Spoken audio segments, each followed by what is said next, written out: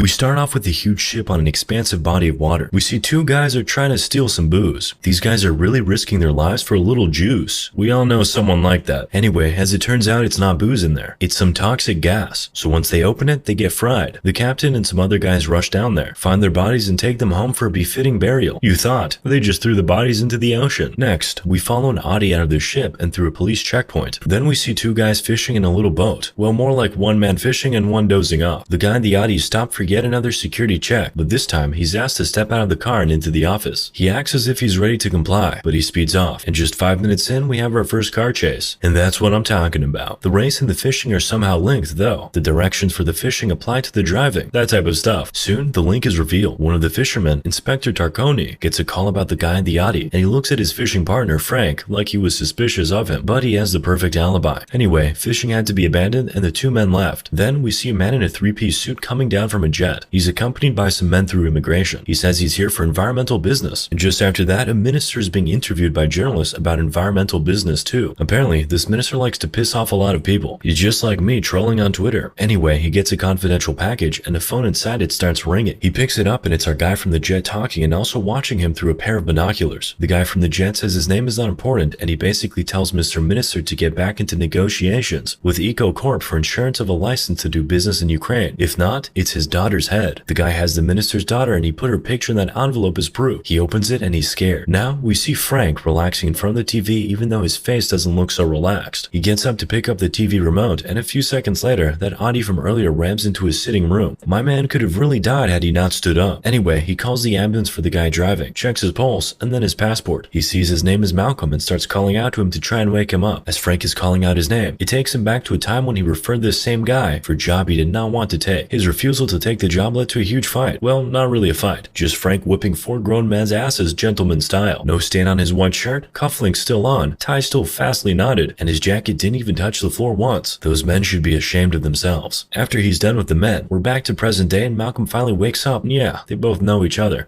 Malcolm doesn't want to go in the ambulance. He just keeps saying something about the car, but Frank insists and he's taken away. After he's taken, Malcolm finds a woman in the car who says, "Don't leave the car." Frank asks, "What's special about the car?" And she says, "Not the car," and shows him something she was wearing on her wrist. That thing is the same thing Malcolm had on his wrist, and when he figured it all out, it was too late. He ran after the ambulance to try and stop them from taking Malcolm, but the vehicle blew up. He goes back to the car to meet the lady, who tells him, "I told you." But before he could even react, he was knocked down with a punch to the face. He wakes up in some sort of strange room, and he notices that he has that same metal thing around his wrist. Some straight up metal abs on his body too. But nothing seemed strange to this guy for some reason. He just stood up and went to dress up like it was a normal day. Sir, this is not a normal day at all. Anyway, while he's dressing up, the man from the jet comes in with those guys whose asses Frank beat the other time. Apparently, they took his recommendation and hired Malcolm, but he didn't finish the job. Now they want Frank himself, but he says he's unavailable. The leader of the pack tries to interject and gets shot for his troubles, but he asks for permission, boss. That was a little harsh, don't you think? Anyway, he's now pointing that same revolver at Frank and telling him he has 3 seconds to change his mind, so Frank says he'll work with him on the condition that he gets to drive his own car. Not a problem for this guy. They had already even got an Audi ready for him beforehand. Product placement moment. Then he's telling Frank to think of this as a mission and not just another job, but there's a lot of touching going on here and it's making me a little uncomfortable, I can't lie. Anyway, Frank finds out that the lady from the other Audi is in this new Audi and he wants her gone, but he changes his mind when he finds out this guy's interpretation of gone is gone forever. Before Frank drives off, the man explains how the bracelet thing works. If he gets 75 feet away from the car, he blows up. That's why Malcolm and the lady kept saying, "the car." Finally, Frank is given a phone and money and he zooms off. He doesn't really zoom. He drives pretty slowly. They're now out on the road and the lady's refusing to talk or even fasten her seatbelt. Now that's just irresponsible. Elsewhere, Inspector Takomi is at Frank's house trying to figure out what happened to him, and Mr. Minister's in his office trying to get himself out of the mess he's in. Elsewhere, 2 guys in a Mercedes clap a truck driver and take something from the car he was transporting. Back to Frank, we see that the lady is still proving difficult. Woman moment. She reminds him to make a call, and when he does, the person gives him a code, and he finds out that they're supposed to head to Budapest. What's in Budapest, he asks. Goulash? Beer? She replies, and Frank stops the car immediately. He asks for proper introductions. He introduces himself as Frank Martin, but the woman refuses to give her own name. He doesn't manage to convince her to cooperate and he zooms off. But while he's driving, she has a change of heart and tells him her name is Valentina. Then they do the weirdest handshake you have ever seen. Now we see the inspector trying to figure out why the truck driver was clapped. He's watching footage of the shooting and trying to figure out what the gunman carted away with. Anyway, as it turns out, Mr. Minister caves and goes back to working with the guys from EcoCorp. Can you blame him though? They have his daughter. Now they're asking for him to sign off for 8 ships to be cleared, from 1 ship to 8. They want want him to sign immediately, but he manages to convince them to wait 24 hours. He'll sign in Odessa, he says. Next, we see him on a call with 2 gunmen in the Mercedes. He tells them he's bought them 24 more hours, and they say it's more than enough time. They don't just have a lead, they have a location, Budapest. They're probably coming for Frank and Valentina, but they're in the car having a cute moment about food. Just like me, food makes Valentina happy, and I'm pretty sure this is the first time we've seen her smile. As they talk, Frank moves away from the designated direction, and the boss is alerted ASAP. He orders Frank to be brought back to the right path, or he'll be killed. Frank is trying to get the metal bracelets off their wrists, and that's why he's here with his old friend. While they're trying to figure it out, a battalion of men show up trying to get Frank back on course. When he refuses to get back in the car, they get in formation. And what do you think happens next? He whooped all their butts yet again. Not quite as easy as the last time though. He had to loosen his tie and take off his shirt for this one.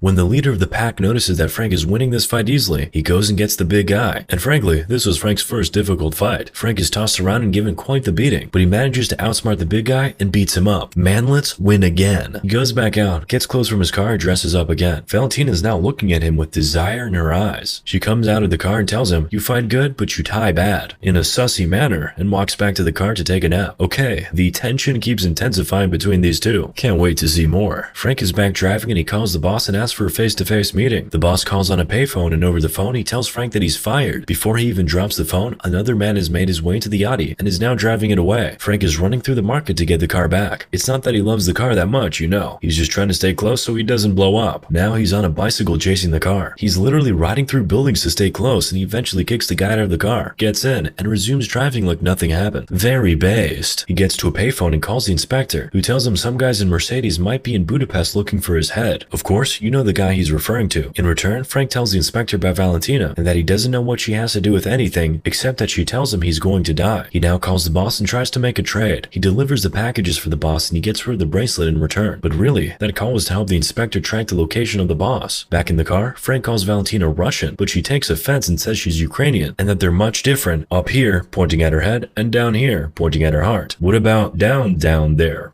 Also, recent events have really exemplified this, haven't they? Actually, perhaps Valentina single-handedly caused that whole issue. You know, like a butterfly effect. She then brings out 2 pills from her bag that, according to her, are from Ibiza. Oh, now it's a party. She puts one in her mouth, and when she's about to throw the second one in, Frank stops her. She's struggling with him, and that nearly causes an accident. They get through that and stop by a gas station. While Frank is refilling the tank, Valentina pops out into the store. From the way she's dancing and doing silly things at the store, you can tell what she took is hitting different. She takes a leak right there in the store because the toilet is too far out, and while she's coming back out, Frank notices a black Mercedes that passes him and parks in front. They don't even notice him at first. Awkward. A man comes out to pee and goes back in the car, but one of the guys notices Valentina being sussy through his side mirror, and boom, they're on Frank's tail. Another car chase. It's Audi versus Mercedes. Who are you guys betting on? Frank thinks the guys are sent by the boss, so he calls and asks, but the boss says he has nothing to do with it, but he'll try and get to the bottom of it. In the meantime, he tells Frank to drive faster, and Frank took that one personally and came up with a trick straight out of a comic book. He's driving on 2 wheels. I personally think it would have been much more believable if he made the car fly, but that's just me. Unfortunately, his trick proves to be nothing but showboating because the Mercedes is still hot on his tail while they're driving through the woods. They're shooting at him now, and remember, it's all because a lady decided to get adventurous. And that goes for a lot of things in life.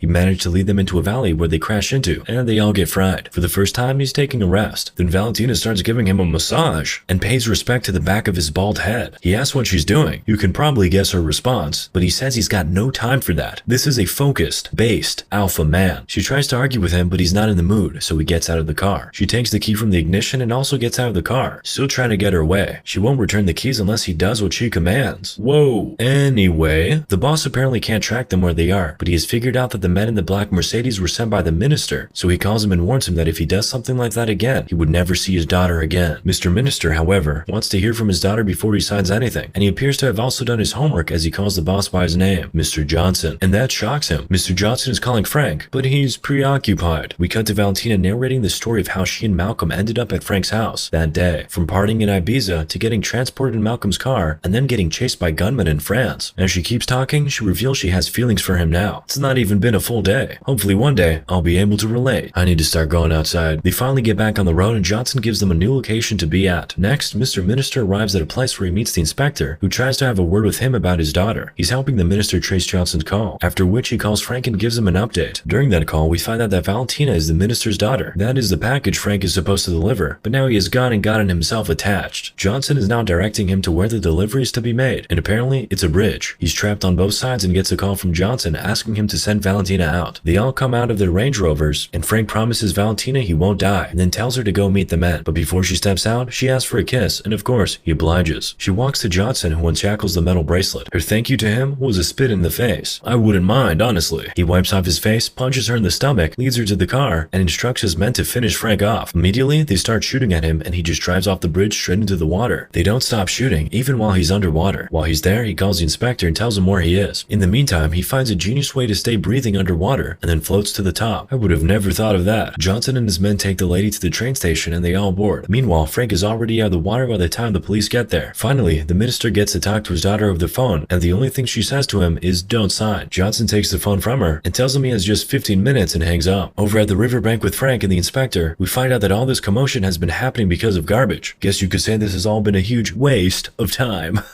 Anyway, the inspector has managed to track the location of Johnson and his men, so Frank goes after them. It's a few minutes to 9, and the minister is going through the papers he's supposed to sign, trying to stall for a bit. Basically, his salvation has to come in the next few minutes. If not, he's doomed. Anyway, Frank has finally found the train, and he times his flight to perfection so that he lines the car on top of the train and then breaks into the train. There's now a gunfight, and Frank claps all of them. Of course, except Johnson. He comes so close to whipping Johnson, but he has to turn around and run back because he has gotten too far away from the car and his bracelet has started beeping. But he has a plan. He always does. He climbs back up to the top of the train and back into the car. He drives it straight into the compartment where Johnson is, and now he can fight him. Of course, it's not an easy fight, but of course, you know who wins. The interesting thing now, though, is how Frank manages to get the metal bracelet off his own wrist and onto Johnson's. And it was that bracelet that blows up and kills him. At the office, the minister signs the document, but as soon as he gets the call that his doctor's safe, he tears it up and goes straight for his conference. We end pretty poetically. Frank and the inspector are back fishing and sharing stories just like in the beginning, only that this time, Valentina is a part of the fishing party.